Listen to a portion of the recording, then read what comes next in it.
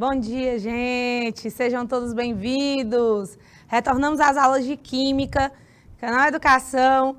Flavilton, meu chefe, tudo bem? Primeira série, como é que vocês estão? Professora Érica Ramos, com vocês. Elesmão Veloso, São Francisco do Piauí. Baixa Grande do Ribeiro é Barra Grande mesmo, Flavilton, que tá com a gente aí? Vamos com força total, né? Foco nessa revisão. Galera, tá lotado hoje, hein? Miguel Leão, Morro Cabeça do Tempo, Ipiranga do Piauí, Eliseu Martins, Dom Inocêncio, Cocal dos Alves, Bom Jesus, Oeiras. Moço, o negócio tá ó aí, São Pedro, Piauí, Pimenteiras. Isso é Santa Rosa, como é? Como é, Fábio, o nome da cidade aí? Riacho Frio. Massa, viu? Obrigada, meus amores. Ó, morrendo de saudade de vocês. Vamos combinar uma aula presencial. Tem galera de Teresina aí também.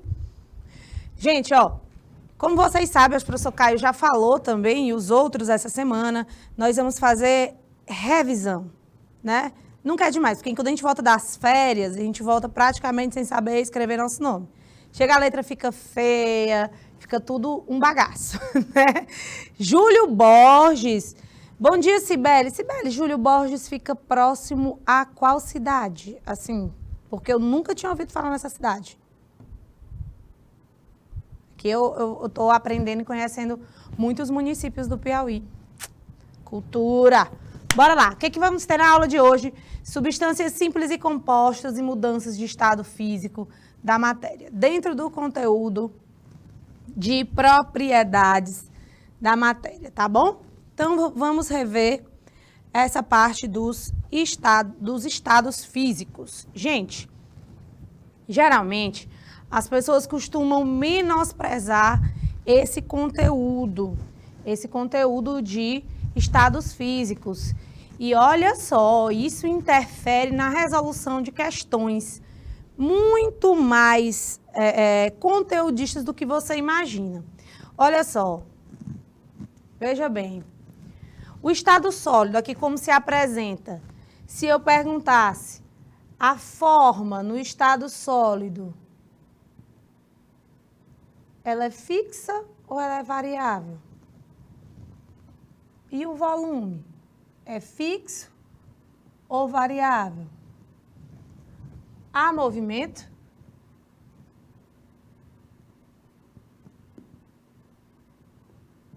Há movimento das partículas? E aí? Eu gostaria que vocês me respondessem esses 3 questionamentos. Há forma fixa ou variável no estado sólido? O volume também é fixo ou variável? Será se há movimento dos átomos no estado sólido? Cadê o pessoal do chat? Cadê meu Elesbão? Cadê minhas turmas? Mais de 20 turmas aí ligadas na aula de Química. Vamos relembrar esse assunto que vocês começaram a ver no 9º ano, pessoal. Lá no 9º ano do ensino fundamental. O estado sólido tem forma fixa ou variável? Para quem não está lembrando, a forma no estado sólido, ela não muda. É uma forma fixa, tá bom? A forma dele não vai mudar, é fixo. O volume também é fixo. Não muda, não. Movimento. Eu queria que vocês respondessem pelo menos isso. Vocês acham que existe movimento de partículas quando estas estão no estado sólido? Por exemplo, a canetinha aqui que eu uso para riscar aqui no quadro, no nosso quadro interativo, é estado sólido, né? Então, há movimento ou não das partículas? Elesbão Veloso acha que não. Cadê vocês aí do... Cadê Gabriel André? Sumiu. Cadê galera? Josilã, Cibele, Micaele, Fernanda, Nariele. Bora lá, pessoal? Acha que não, né? Pois eu digo a vocês que há sim um tipo de movimento no estado sólido. Um único movimento que é imperceptível aos nossos olhos. É o movimento de vibração.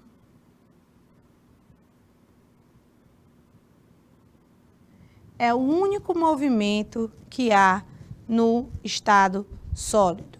Então, se você vê uma questão falando que as partículas não possuem movimento algum no estado sólido, é falso, tá bom?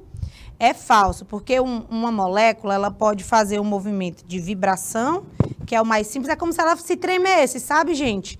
Como se ela estivesse se tremendo de frio. É essa vibração. Então, ela fica tremendo, mas como ela é muito minúscula, né? Mais de 100 mil vezes menor que a espessura de um fio de cabelo. Então, o que acontece? Você não percebe. Mas existe esse movimento de vibração. E a maior prova disso é quando o professor Caio está explicando dilatação dos sólidos, Flavilto. Porque quando você aquece, você dá mais energia para as partículas que constituem aquele material. E aí, o que acontece com o movimento de vibração? Ele aumenta.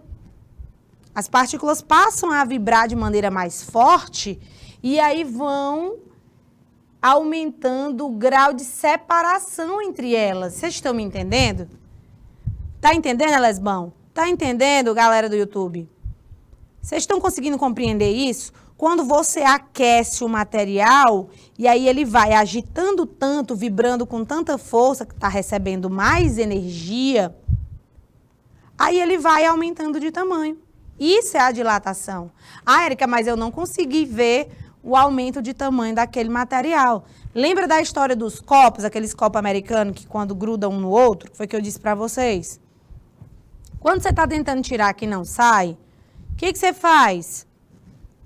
Eu preciso que o copo de baixo aumente o volume, dilate. Então, eu vou colocar ele onde? Numa água morninha. Numa água morna. E o de cima, eu quero que ele contraia o volume. Eu coloco o quê? Uma água gelada, umas pedrinhas de gelo. E aí, ele vai contrair o de cima, diminuir o volume. E o de baixo vai aumentar. Então, você consegue tirar um copo do outro de maneira suave, sem correr o risco de quebrá-los.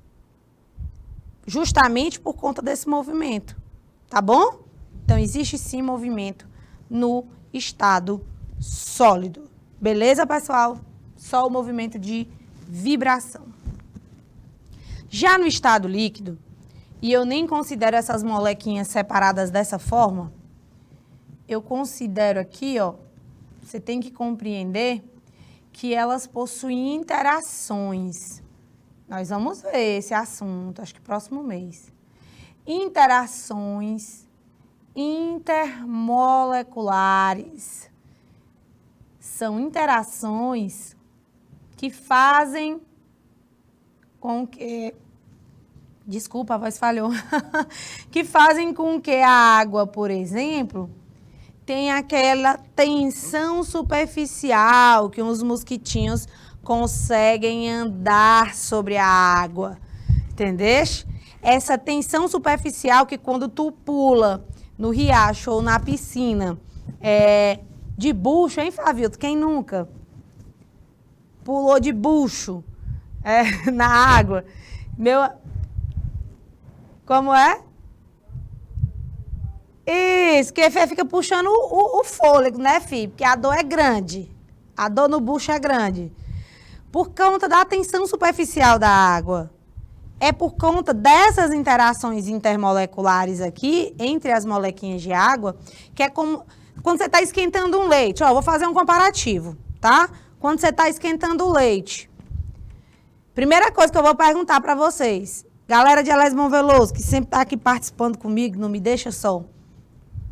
Quando você vai esquentar o leite, bota o leite para esquentar, tu vira as costas pro leite, vira? Tu vira, Flavilto. Tu tem coragem? Ele é traiçoeiro, meu amigo. Se você vira as costas para um leite que está esquentando no fogão, moça, é caixão e vela preta, tu vai ter serviço ali para limpar aquele fogão, viu? Porque ele é traiçoeiro demais. Mas no início, como você tá ali olhando para ele, que você não confia nele, cria-se uma película, que é a nata, né? Que a gente usa para fazer, vai recolhendo para fazer bolo de nata, depois é bom demais. Aquela películazinha ali é mais ou menos como se fosse a película que a água tem na sua superfície. É como se ela tivesse aquilo ali. É como ela tem, é porque a gente não consegue ver, como a gente visualiza a nata, né? Ela tem aquela película ali e é isso que, quando você pula de barriga, uma superfície de contato maior, a tensão superficial é como se, ó, a película da água fizesse isso, ela curvasse, né? Para receber a pancada. Quando tu pula, buf, aí bateu o bucho. Eita, aí ardeu, filho. Por conta da força. Essas molequinhas aqui, gente, elas estão fortemente ligadas. É por isso que a água deve ser aquecida até 100 graus Celsius para poder romper isso daí. Romper essa proteção, digamos assim, da superfície do líquido. Entendeu? Então, isso faz com que o líquido tenha volume fixo, não vai mudar. Não vai mudar. Agora, a forma, ela vai se adequando. Se for um copo, se for uma garrafa, se for um balde, vai se adequando ao formato do recipiente. Mas o volume permanece o mesmo. Então, vamos anotar. A forma no estado líquido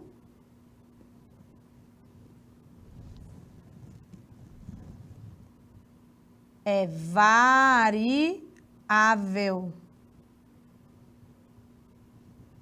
Ela vai mudar. Depende, né? Depende de qual recipiente ele está. Agora, o volume muda? Muda não. O volume é fixo. O volume é fixo. Tá bom?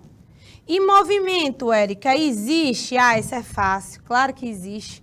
Por isso que um líquido, quando você joga ele no chão, por exemplo, joga o balde de água no chão, a água vai se movimentando, uma molécula deslizando sobre a outra, para que ocupe todo o espaço onde você colocou. Então, movimento. Existe movimento no estado líquido? Sim.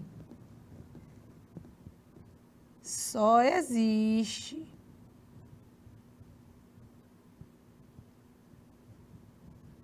Aí, Flávio, tu um sim aí estiloso, tá vendo? Não, gostei não. Ficou feio. Um coraçãozinho é melhor. Mas meu coração tá assim, parece que derreteu. Parece que entrou em fusão aí. Certo, pessoal? E o estado gasoso, que é a casa da mãe Joana. Não tem forma e não tem volume fixo. É tudo variável. Tudo vai depender da temperatura do recipiente, de onde ele está. Os gases têm as propriedades, pessoal, de tanto se difundir com rapidez, como de sofrer fusão. A gente tem dois movimentos de escape do gás, difusão e efusão. Quando a gente estiver falando eu acredito que o professor Caio vai falar de estudo dos gases para vocês, vai mostrar como é que a gente calcula isso direitinho. O gás, quando ele é mais denso, ó, olha para mim aqui, deixa eu fazer uma pergunta para vocês. O ar-condicionado, ele tem que ficar em cima ou embaixo? Não estou dizendo na casa de fulano é em tal lugar. Não, eu quero saber de vocês. O que vocês acham? O ar-condicionado tem que ser instalado na parte acima ou na parte de baixo do cômodo? Hein, turma? Eita, povo que tá com preguiça! Bora acordar! 8h20 da manhã já. O ar-condicionado, pessoal, tem que ficar em cima, porque o ar frio, ele é mais denso. Então, se ele é mais denso, ele vai fazer o quê? Descer. Ele vai descer, certo? Como ele é mais denso, ele vai descer. E é por isso que tem na verdade, o brasileiro não comprou muito essa ideia, mas é a geladeira mais eficiente que tem. Eu esqueci o nome, Flavilto, dela. Hã? Não, aquela que o congelador é embaixo. É inverter, não. Inverter é o ar-condicionado. Pois é geladeira inverter, né? Pronto, geladeira inverter. Por quê? Vai consumir menos energia e vai fazer com que teus alimentos congelem mais rapidamente. Certo? Vai consumir menos energia. Por quê? Porque o ar frio fica embaixo. Então, eu vou gastar menos energia para trazer esse ar lá para cima para o congelador. Na minha casa, o congelador é em cima. Não tive condição ainda de comprar essa daí, não. Essa aqui, o congelador é embaixo, que é a inverter, né? Mas o mais correto mesmo em relação a consumo, em relação à eficiência energética, é essa que tem o congelador embaixo. Você não quer gelar os seus pés, né? Você quer congelar bem, gastando pouca energia. E hoje o foco, a gente está vendo que tudo a gente tem que economizar. Desde de um carregador na tomada sem estar usando, né? Que eu sei aí, tem várias carinhas aí que deixam o carregador na tomada, tira o celular e deixa o carregador lá, né? São os donos da empresa de energia, vocês. A energia está caríssima. O combustível está caro, apesar de ter diminuído também. Então, a gente tem que criar essa cultura da economia, né? Que é uma coisa que tem que ser mesmo fazer parte do nosso dia a dia. Não é só porque eu não tenho dinheiro para pagar a conta de luz. Eu tenho dinheiro para pagar a conta de luz, então eu vou aloprar aqui. Eu vou ligar os ar-condicionados da casa, vou deixar as portas abertas. Que eu vou pagar a conta de luz. Não é assim. Tá? Se você usa demais, alguém ali vai ficar sem. Vocês sabem que tem época que a gente tem os racionamentos da vida, né? Então, quando eu falo desse congelador, que é embaixo, invertido, né? Daquilo que a gente já tem costume, é porque ele gasta menos energia para levar esse ar frio, que vem frio lá das serpentinas, aquelas serpentinas lá atrás da geladeira, que você já botou cueca, calcinha, meia para secar lá atrás. Todo mundo, a pessoa disser que nunca fez isso aí. Flávio, tu já lavou um tênis e botou ele de trás da geladeira? Ô, Flávio, tu vem com essa. Vai ser essa, Flávio. Oh. Mentira, Flávio, todo mundo, Flávio, já fez isso, aperreado, o tênis molhou, a meia molhou, aí secar como de trás da geladeira. Gente, mas não façam isso, pelo amor de Deus, é perigosíssimo. Pode dar um curto-circuito aí e pegar fogo. Mas antigamente, o pessoal do mais pastrarmente, como eu, da década de 90, a gente utilizava isso como artifício, né? Hoje em dia, se você dormir de ventilador lá na sua casa, você bota a roupinha penduradinha, pertinho do ventilador, pegando nele. No outro dia tá seco de manhã. Facinho, porque um tempo seco desse, né? Ligeirinha a roupa seca. Tá bom, pessoal? Então, o estado gasoso é assim. Casa da mãe Joana. Não tem forma, não tem volume, se movimenta demais. É altamente energético. É por esse motivo que você não deve aquecer desodorante, aqueles... Meu Deus do céu, eu tô sem o nome, tô com algum problema neurológico, Deus o livre. O antitranspirante, Gente, eu esqueci o nome do desodorante. Flavilto, me salva.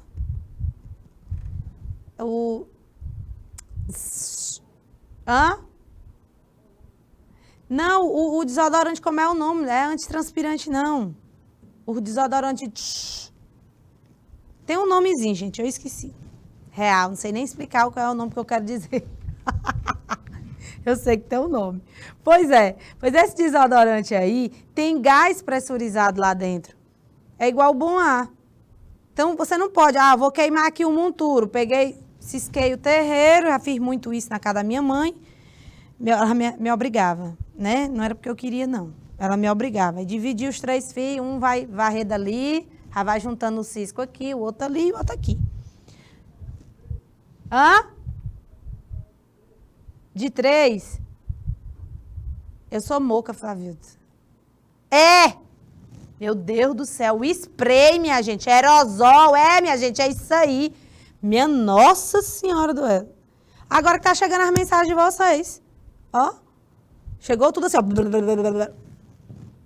Aí vocês aparecem, Lesbão, pra chamar, pra dizer Rexona, né? Bonitinho, da estrela. Francesco, bota ordem nesse povo, Francesco. Eu, hein? Gabi, mulher, tu apareceu. Então, você não pode. Eu fazia muito isso. Eu ciscava lá o terreiro com meus irmãos, fazia o monturo. E aí, tacava fogo, né? Era a maneira, antes, quando a gente era menor. E aí, às vezes o pessoal jogava lixo, né? Lá no terreno, tinha um terreno grande. Aí, às vezes, tinham os aerosol lá, os spray. Tudo tem gás pressurizado, que é de bom ar, de desodorante. E aí... Não, eu que pensei que tava falando só, Gabriel. Juro. Oi, Maria! Aí, eu tirava do fogo, porque minha mãe sempre disse. E uma vez, meu irmão deixou. E esse negócio explodiu, gente. Ainda bem que bateu na cerca e foi pro rumo do vizinho assim, mas não tinha ninguém perto, nem animal, nem gente. Mas é uma explosão tão feia, é um negócio muito perigoso, que pode vir para você. Então, não coloque sob chamas os sprays, os aerosol, o desodorante, as coisas. Não bote, tá bom? Não coloque, não. Porque aquilo ali explodindo pode vir para o seu rosto ou para machucar alguém, certo? Porque tem gás ali dentro. Érica, mas já acabou. Eu já usei todo o desodorante e acabou. Aí joguei, toquei fogo. Não faça isso. Porque mesmo assim, já tendo acabado a quantidade necessária para que faça pressão e ele saia, ainda tem gás ali dentro. Bem mais espaçado, partículazinhas pequenininhas. Quando você aquece, aí sim, bebê. Aí os gases, ó, agita e buf. O momento da explosão é o momento em que a pressão interna se iguala à pressão externa. Então, quer dizer que se eu morasse num local de grandes altitudes, eu teria a explosão em bem menos tempo do que aqui a nível do mar. Por quê? Porque a pressão externa em locais de grande altitude é menor. Sim, Gabriel, exatamente. A pressão em grandes altitudes é menor. Como a pressão atmosférica é menor, quando eu aquecer aquele desodorante aerosol, né, ele vai rapidamente atingir a pressão externa. Então, quando ele atingir a pressão externa, ele vai... Com certeza, se vocês não se depararam ainda, vão ver alguma questão de mudança de estado físico falando em um dia, a 40 graus Celsius, existiam 3 recipientes com líquidos diferentes, tampados e nananã, até que houve-se um estampido. Pum. Aí você bota uma tabela. Aí diz, qual líquido seria? O que você pode imaginar? Que aquele líquido entrou em ebulição. E aí, ao entrar em ebulição, a pressão foi tanta que os gases forçaram a saída da tampa, por isso o estampido. Buf. Entendeu? Quando você diminui a pressão, ou quando você aumenta a pressão, não sai mais forte a água da mangueira? Você faz o seguinte, eu diminuo o volume lá da mangueira. Tá aqui a mangueira, boto o meu dedão na mangueira. Aí a água espina mais longe, né? Porque a pressão é maior. Estão ligados nisso? Pois é, então os gases, eles são interessantésimos. Interessantésimos, tá? Os gases, eles são muito interessantes. Tem forma variável, volume também variável, né? Por isso que eu estou dizendo isso aí para vocês. O estado gasoso é a casa da mãe Joana. Tudo que quer, ele faz, dependendo da temperatura. Flávio, dá uma ajudada aqui para mim. Por favor, porque não está indo aqui.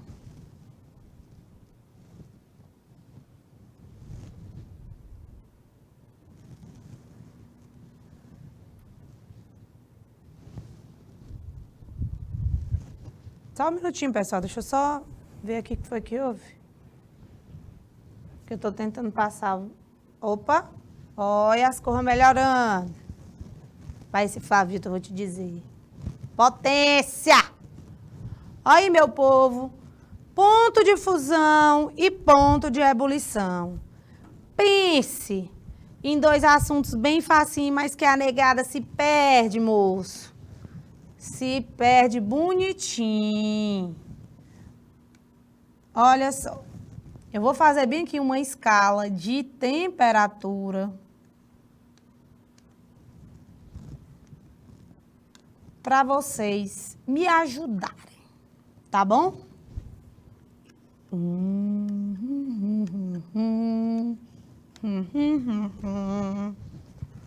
Vamos ver, porque na hora que a gente mexe com número negativo, todo mundo fica aperreado. Vamos lá, ó.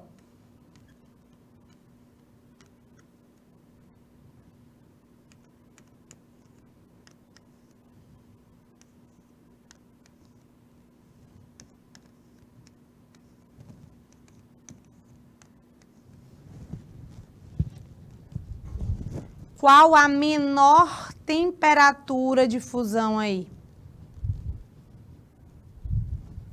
Olha, eu botei aqui, ó.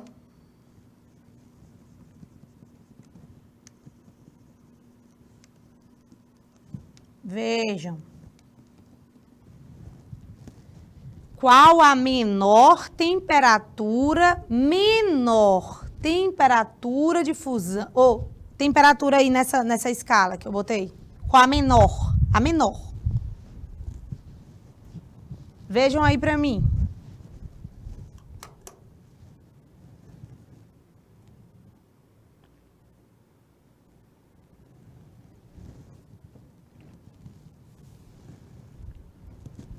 Menos, isso, exatamente, menos 10, menos 10 graus Celsius, é isso, essa é a menor temperatura. Vocês vão já entender o que eu quero.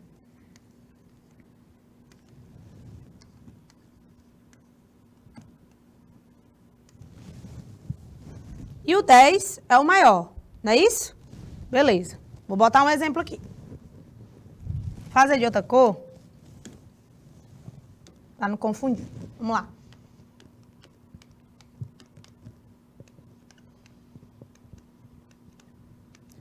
Qual substância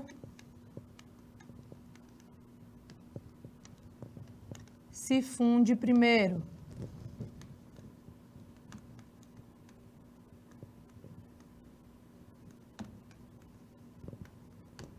Aí eu vou botar aqui.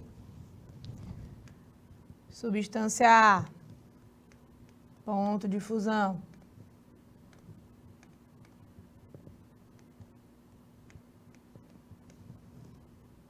Substância B. Ponto de fusão.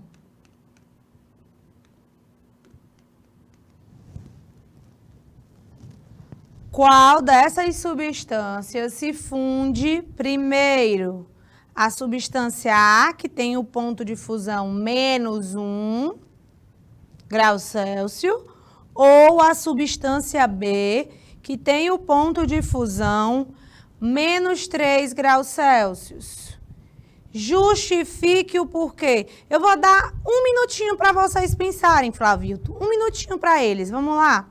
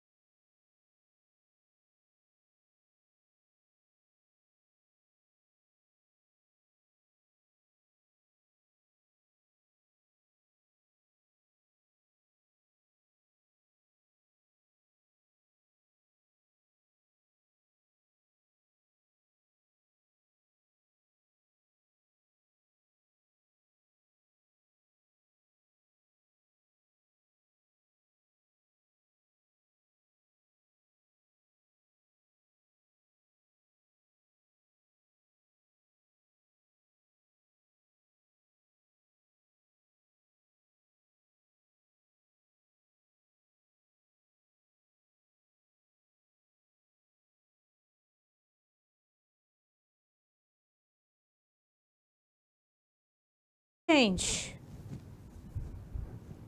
Já conseguiram? Gente, olha, ó. Deixa eu perguntar para vocês, onde é que tá o menos 1? O menos 1 tá entre o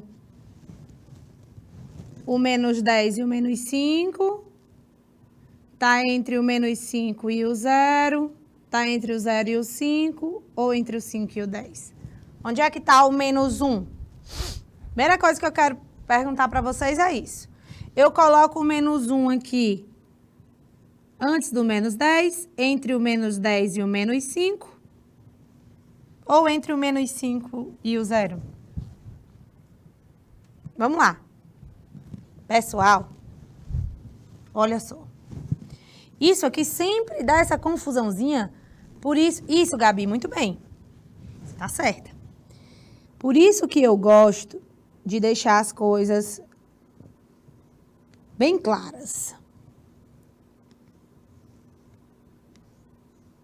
Ó, aqui é o menos 1, aqui é o menos 2, aqui é o menos 3, aqui é o menos 4 e aqui é o menos 5, né? Então, onde está o menos 1? Eu vou marcar de vermelho a substância A, que tem um ponto de fusão menos 1, tá aqui, ó. Substância A. E de verde, eu vou marcar a substância B, que tem um ponto de fusão menos 3. Onde está o menos 3?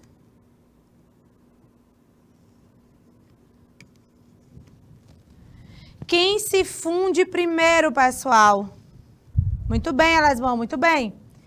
Quem se funde primeiro, ou seja, quem é que vai atingir a temperatura de ebulição primeiro?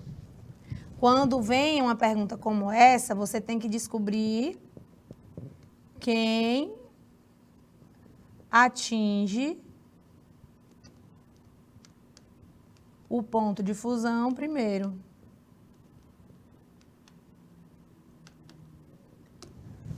Quem é? Ah, Gabi!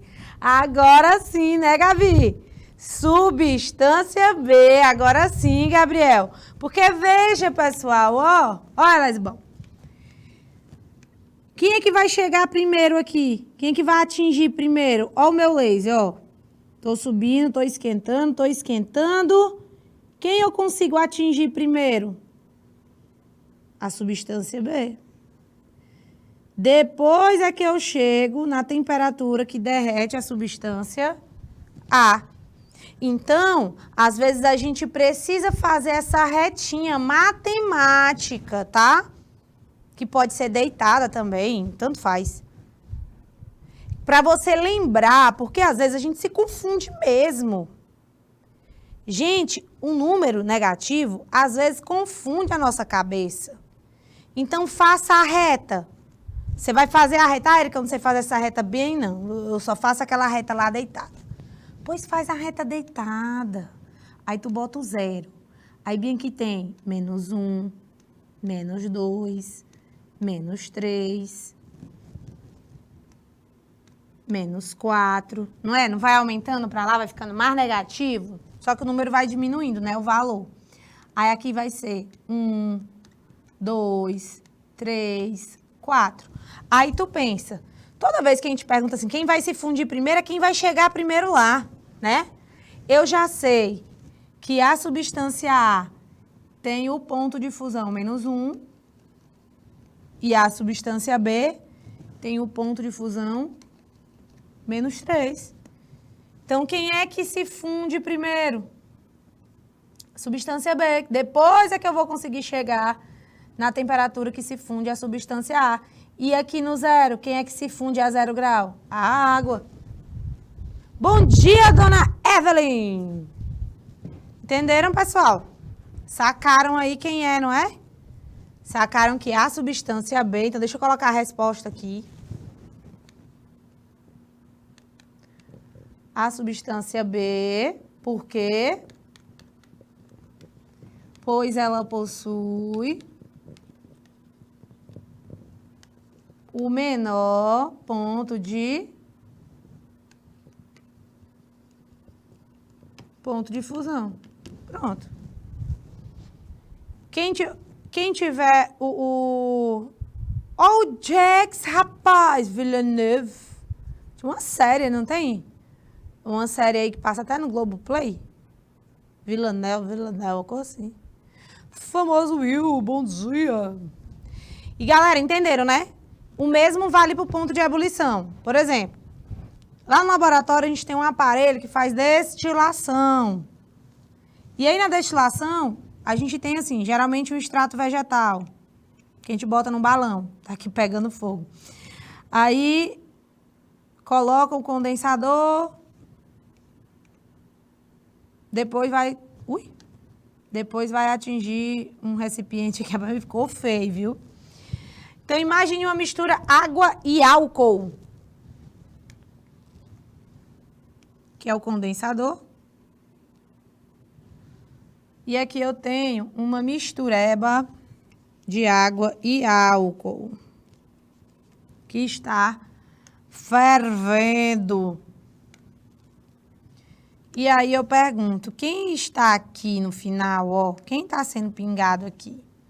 No processo de destilação, é quem possui o menor ponto de ebulição. Porque se eu tenho aqui água e álcool, eu tenho que saber quem tem o menor ponto de ebulição. Quem é que vai evaporar primeiro? Quem é que vai ebulir primeiro? Quem é Gabriel André? Quem é Gabi? Quem é Lesbão? É a água ou o álcool? Quem é que vai ferver primeiro? Me digam aí. Quem ferve primeiro? A água ou o álcool? Eu tenho uma mistura, água com álcool, vou separar ela lá no laboratório com aparelho de destilação. Você não pode fazer isso em casa não, viu? Que pode causar uma explosão. Quem evapora primeiro? A água ou o álcool? Aquele que tiver o menor ponto de ebulição, que é o álcool. O álcool evapora primeiro. Então, aqui, ao final, eu só vou ter álcool. Por que não a água? Raciocina comigo. Tu deixa um copo com álcool e um copo com água. Aí tu marca lá, um copinho. E deixa passar um tempo. E vê quem é que diminui mais de volume. O álcool.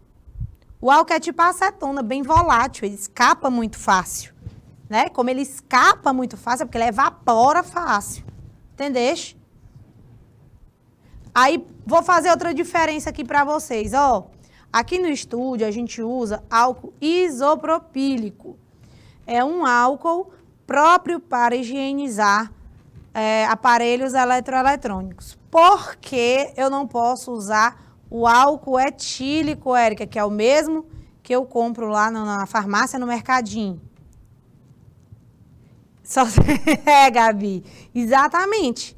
Não pode deixar aberto porque vaza ligeiro. Quando você usa o álcool normal, que é o etanol comercial, né, para limpar teu celular, tu vai queimar o telefone, com certeza. Por quê? O álcool em gel já tem uma dificuldade maior de evaporar, Gabi, tá? Por conta da viscosidade do emulsificante que é colocado nele, que é para ficar nessa consistência, e aí ele já tem uma dificuldade maior, né, de escapar. Igual a acetona, exatamente. Aí você vai, passa álcool normal no seu telefone, porque você veio da rua, vou higienizar o telefone. Pelo amor de Deus, não façam isso. Porque ele demora mais a evaporar do que o álcool isopropílico. Entre o etanol e o álcool isopropílico, o isopropílico evapora mais rápido.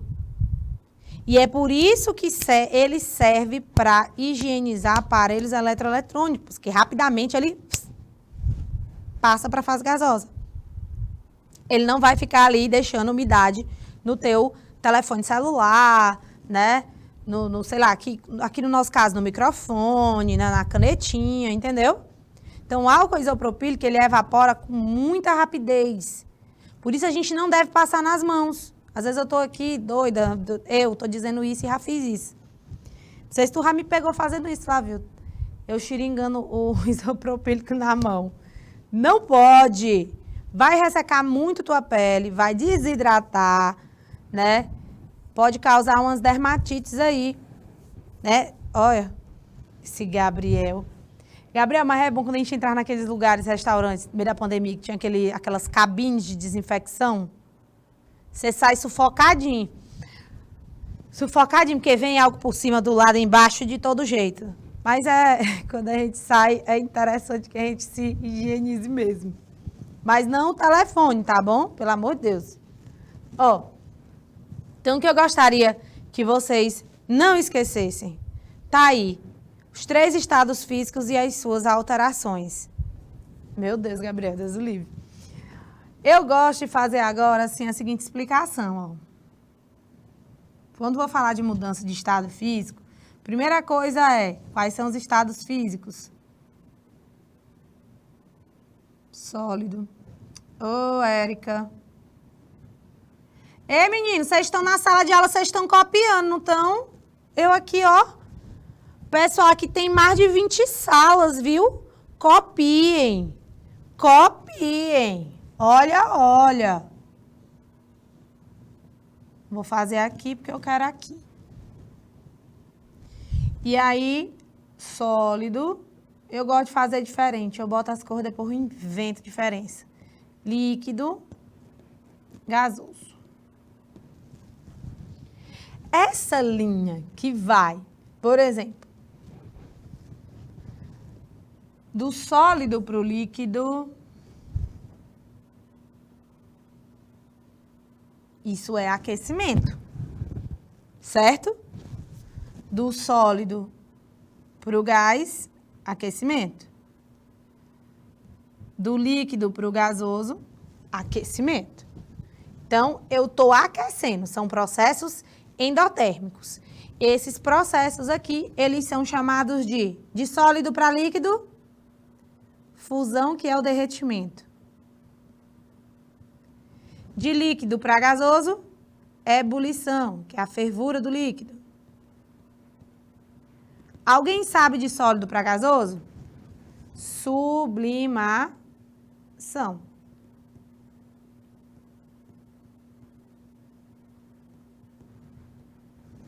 Sublimação.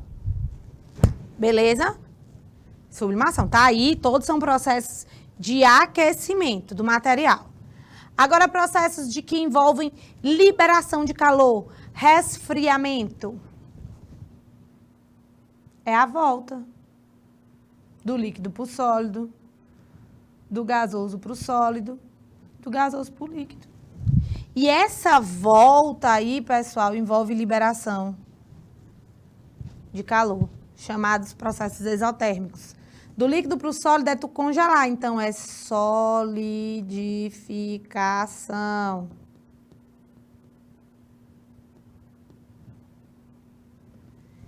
Do gasoso para o sólido é a ressublimação.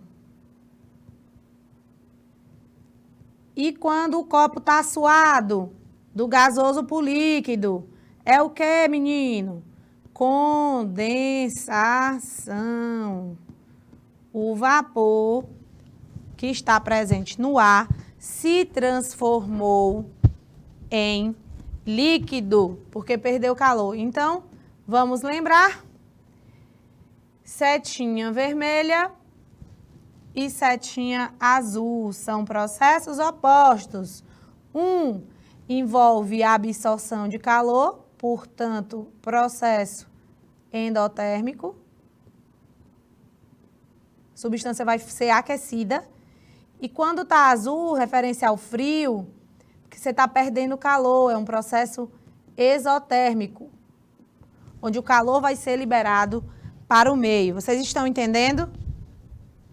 Quais são as mudanças de estado físico que envolvem a absorção de calor? É a fusão, tudo aquilo que está lá de lilás, ó, do lado da setinha vermelha. É a fusão, É a ebulição e a sublimação. São exemplos de processos endotérmicos, porque envolvem o aquecimento.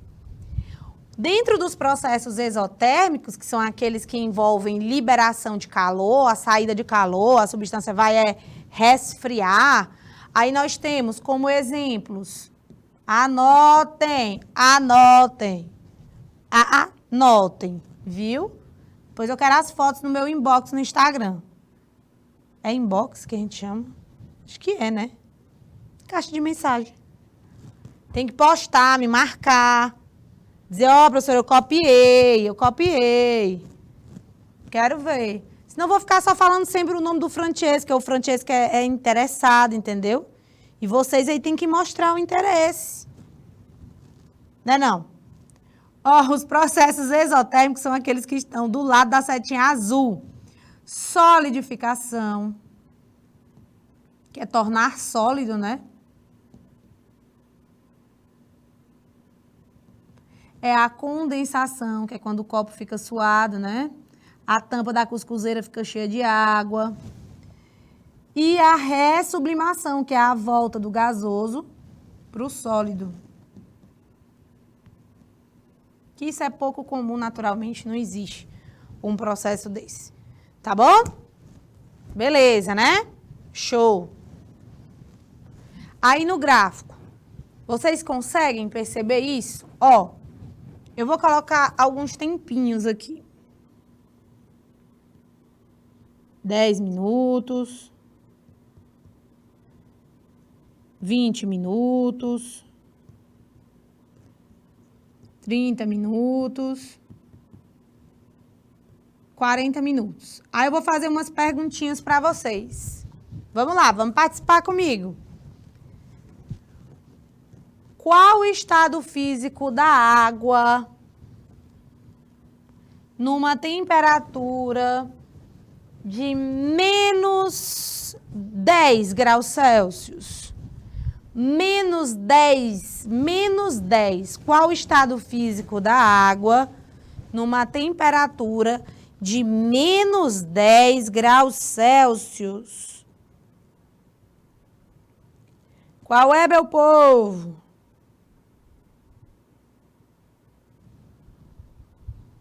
Sólido, muito bem.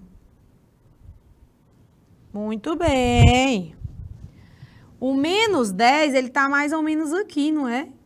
Aí você vem, ó, no gráfico encontra o ponto de interseção aqui. E aqui, dentro desse espaço, qual o estado físico da água? A menos 10 graus Celsius, então numa temperatura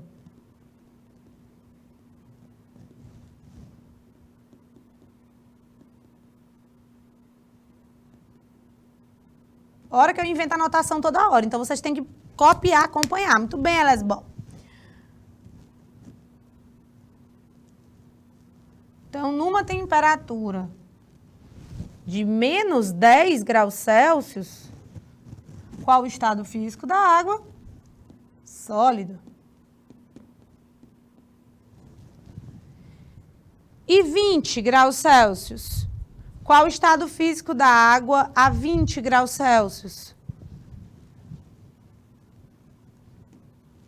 Qual o estado físico da água a 20 graus Celsius? 20. Cadê?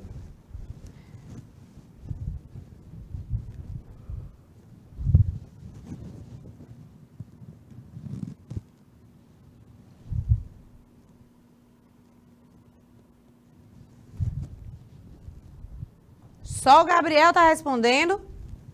Eita, povo, vou denunciar vocês.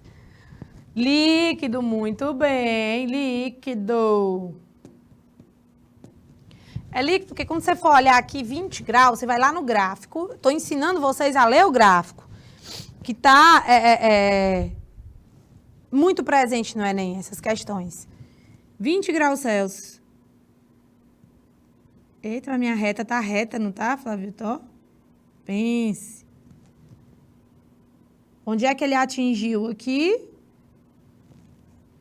Nesse momento, a gente já passou do primeiro patamar.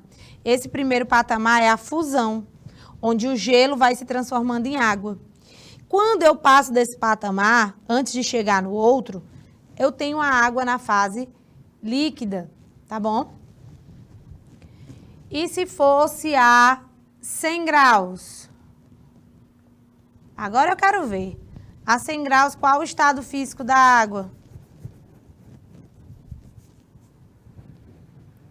A 100 graus Celsius, qual o estado físico da água?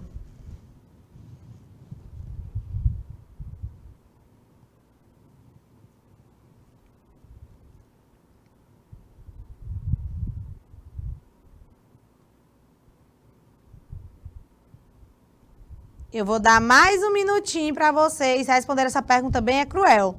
Um minutinho, Flavilto, para eles pensarem bem.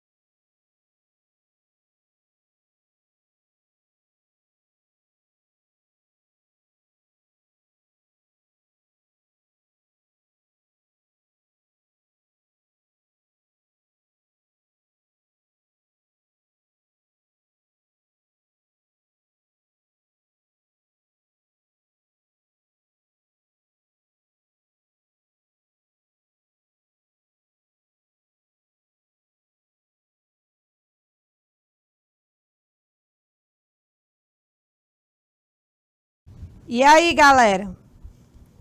Gente, ó. Isso, Gabi.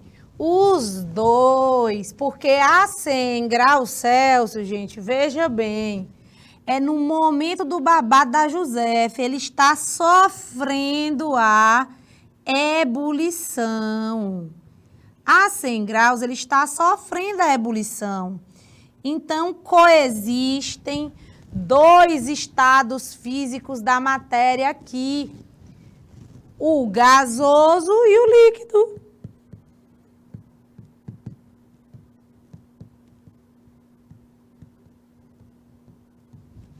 Sacaram a parada? As duas coisas simultaneamente. É isso aí, Gabriel. É isso aí. E se fosse a 300 graus Celsius? Qual o estado físico da água? 300 graus Celsius. Orra de acho. É a temperatura máxima. E no zero também será sólido e líquido, Gabriel. Exatamente. Durante a mudança de fase é isso. A 300 graus, nós temos lá em cima, ó, o vapor d'água. Eu boto aqui gasoso. Sacou? Então, a gente tem que saber ler o gráfico. Beleza? Entendido, pessoal? Ó, importante que a gente viu até agora. A gente está fazendo uma revisão, mas a gente consegue notar que às vezes a gente esquece as coisas. É normal. Mas vocês sabem disso. Se vocês anotam, se vocês prestam atenção, vocês vão conseguir lembrar ao longo do processo, tá bom? Então, por isso que eu fico insistindo. Gente, anota. Gente, anota. Pessoal, bora anotar. Isso, Gabriel. Bom intervalo, tá? Obrigada. Gabi, valeu pela participação. Cibele, que entrou, ficou com vergonha, depois voltou. Evelyn. Elas Veloso, que nunca me abandona, sempre comigo, ó. Coraçõezinhos para vocês. Muito obrigada. Pessoal das outras salas, vamos participar, tá? Gente, a mediação, ela funciona quando existe você. sua participação. Então não adianta que eu vou botar um chapéu de Carmen Miranda pra vocês olharem para mim, tá? Eu quero ajudar vocês, vocês também precisam se ajudar. Anotem, participem, perguntem, tá bom? Beleza? Grande beijo no coração de vocês. Até daqui a pouco. Bora lanchar. Tchau.